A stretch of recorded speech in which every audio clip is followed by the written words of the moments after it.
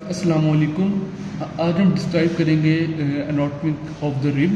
हम देखेंगे इसकी साइड डिटर्मिनेशन क्या है, इसके जनरल फीचर्स क्या है और इसके एनाटॉमिकल रीजनिंग क्या है कि हम इसे एनाटॉमी के बेस के ऊपर साइड डिटर्मिन किस तरह करेंगे। जनरल फीचर्स के ऊपर हम आते हैं तो हेयर 3 जनरल फीचर्स हैं हमारे पास। रिब का हेड आ जाता है, रिब का एंगल आ जाता है और रिब की स्टर्नोकोस्टल सरफेस आ जाती है। अगर आप थोड़ा इस साइड पे देखें तो here you can see the head of the rib. इसका थोड़ा सा elongated part, this is called the neck of the rib. Here is the elongated elongation you can see here, this is called tubercle of the rib. अगर हम थोड़ा सा इससे आगे हैं तो हमारे पास ये एंगल नजर आ रहा है, this is called angle of the rib.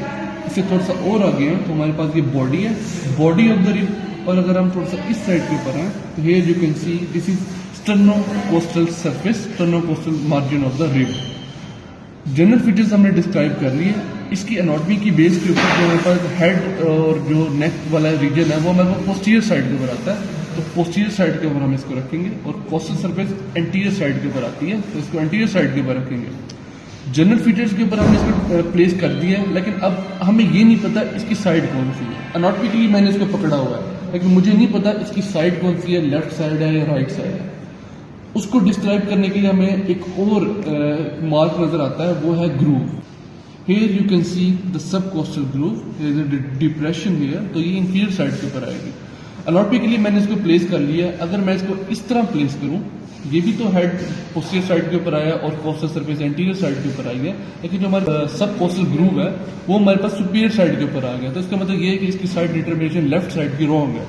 अगर हम इसको इंफीरियर साइड के ऊपर लेकर आए सब कोस्टल ग्रूव को तो ये राइट साइड की बनेगी। तो इसकी right sided anatomical determination is correct.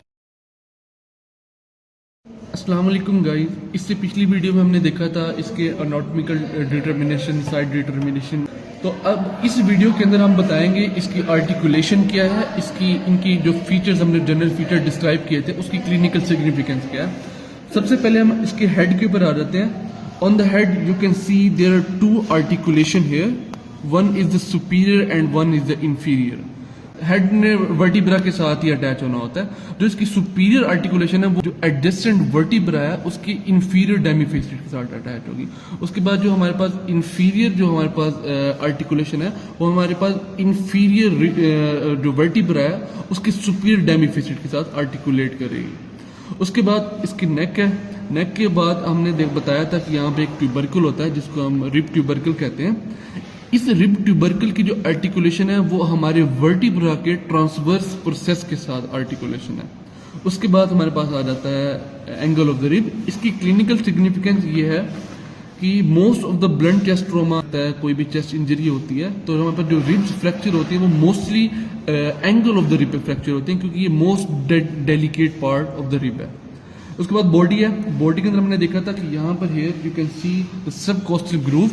इसकी क्लिनिकल सिग्निफिकेंस ये है कि इसके अंदर हमारे पास इंटरकोस्टल वेजल्स होती हैं। इंटरकोस्टल वेजल के अंदर हमारे पास आ जाती हैं आर्टरीज, वेन्स और नर्व्स। इनकी एनाटॉमिकल प्लेसिंग ये है कि सबसे पहले वेन सुपरफिशियल होती है, उसके बाद आर्टरीज आती हैं और उसके बाद नर्व्स आती हैं। जब भी हम ट्यूब थ्रैकोस्टोमी या नीडल थ्रैकोस्टोमी करते हैं तो हम रिब के 45 डिग्री एंगल से बाहर से करते हैं। मतलब अगर हम इसको इसकी ये इस तरह हेयर यू कैन सी इस तरह हम 45 डिग्री एंगल पे हम इसको प्लेस करते हैं ताकि जो हमारे पास इंफीरियर साइड पर जो नर्व है वो हमारे पास डैमेज ना हो।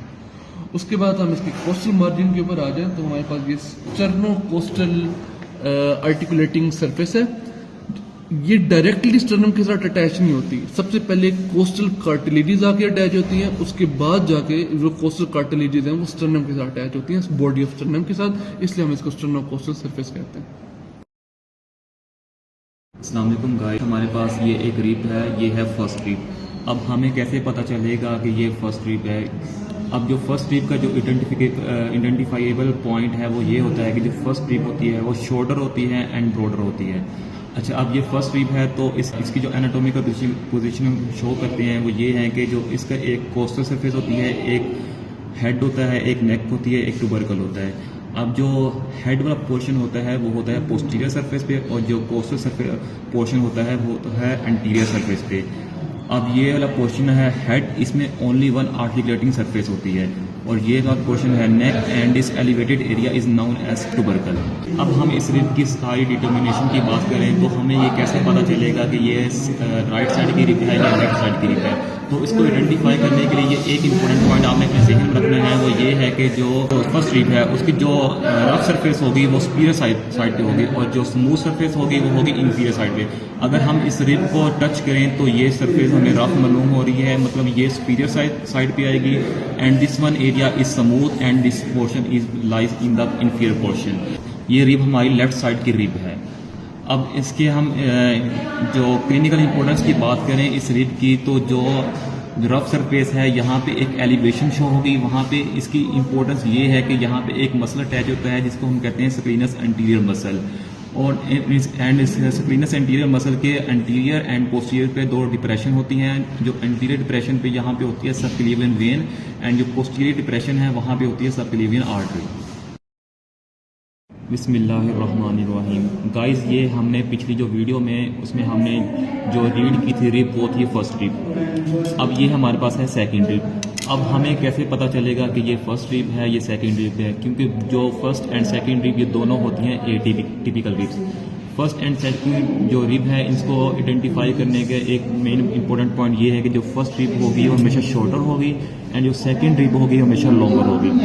एंड जो फर्स्ट रिब है वहाँ पे एक मसल अटैच होता है, उसको कहते हैं स्क्लीनस एंटीरियर मसल, जबकि सेकंड रिब में वो उस मसल की अटैचमेंट नहीं होगी।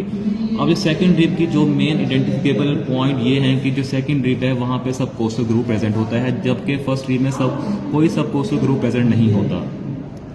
एंड जो सेकंड रिब है वो लेंथ में लार्जर होगी, इसमें एंगल ही प्रेजेंट होगा, जबकि फर्स्ट रिब शॉर्टर है, ब्रॉडर है, और इसमें एंगल प्रेजेंट नहीं है। अस्सलाम वालेकुम गाइस, हमने इनसे पिछली वीडियोस में हमने जो भी कुछ किया है उसको मैं रिवाइज करा देता हूँ। सबसे पहले हमने देखा है कि रिब के जनरल फीचर्स क्या होते हैं, उनकी एनाटॉमिकल साइड डिटर्मिनेशन क्या होती है, और उनकी क्लिनिकल सिग्निफिकेंस, एनाटॉमिकली उनकी जो सिग्निफिकेंस है वो क्या है। और हमने देखा है कि एटिपिकल रिब्स के अंदर हमने डिफरेंस देखा है। एटिपिकल रिब्स कौन सी होती हैं, first and second, and last two are the atypical. उसके बाद बीच में जितनी भी आती हैं हमारे पास रिब्स आती हैं वो हमारे पास टिपिकल है। अब इस वीडियो में हम देखेंगे कि हम उनको एटिपिकल क्यों कह रहे हैं और उनको हम टिपिकल क्यों कह रहे हैं। सबसे पहले अगर हम इस रिब की बात करें तो हमें नहीं पता कि ये एटिपिकल रिब है या टिपिकल रिब है। कुछ जनरल फीचर्स हैं हम देखेंगे, हम सरफेसेस और बॉर्डर्स देखेंगे कि उनके सरफेसेस क्या हैं, उनके बॉर्डर्स क्या हैं। बॉर्डर्स जो भी होते हैं ना वो हमेशा शार्प होते हैं, वहाँ पे कोई ना कोई दो सरफेसेस आगे मीट करती हैं। तो अगर हम बात करें रिब्स की तो हमारे पास सुपीरियर इंफीरियर बॉर्डर हो सकते हैं, लेटरल मीडियल बॉर्डर हो सकते हैं, मतलब इनर एंड आउटर बॉर्डर हो सकते हैं। अगर हम इस रिब की बात करें तो हमारे पास जो सुपीरियर है वो हमें बॉर्डर नज़र आ रहा है, शार्प बॉर्डर है। इंफीरियर साइड पे हमें भी शार्प बॉर्डर नज़र आ रहा है। अगर हम इसकी आउटर साइड पे देखें, लेटर साइड पे, तो हमारे पास सरफेस नज़र आ रही है। मिडिल साइड पे देखें तो हमारे पास सरफेस नज़र आ रही है। जो हमारे पास टिपिकल रिब्स होती हैं उनके अंदर सरफेसेस लेटरल और मीडियल होती हैं, और हमारे पास जो बॉर्डर्स हैं वो सुपीरियर और इंफीरियर होते हैं। तो इसको एनाटॉमिकली हम टिपिकल रिब कहेंगे। उसके बाद अगर हम आ जाएं एटिपिकल रिब्स के ऊपर तो हमारे पास एटिपिकल रिब दो टाइप्स की हैं, 1 and 2। ये हमारे पास फर्स्ट रिब है और ये हमारे पास सेकंड रिब है। अगर हम फर्स्ट रिब के एटिपिकल होने की बात करें तो सुपीरियर और इंफीरियर इनकी सरफेस है, लेटरल और मीडियल इनका बॉर्डर है। शॉर्ट या तो एंगल शॉर्ट होगा या तो एंगल होगा ये एब्सेंट। फर्स्ट रिब की बात करें तो एंगल एब्सेंट है, सेकंड रिब की बात करें तो यहाँ पर शॉर्ट एंगल है। तो ये दोनों हमारे पास एटिपिकल रिब है on the basis of surfaces and borders. Typical और एटिपिकल के अंदर एक डिफरेंस ये भी है कि इनके अंदर सब कोस्टल ग्रूव प्रेजेंट होता भी है, नहीं भी होता।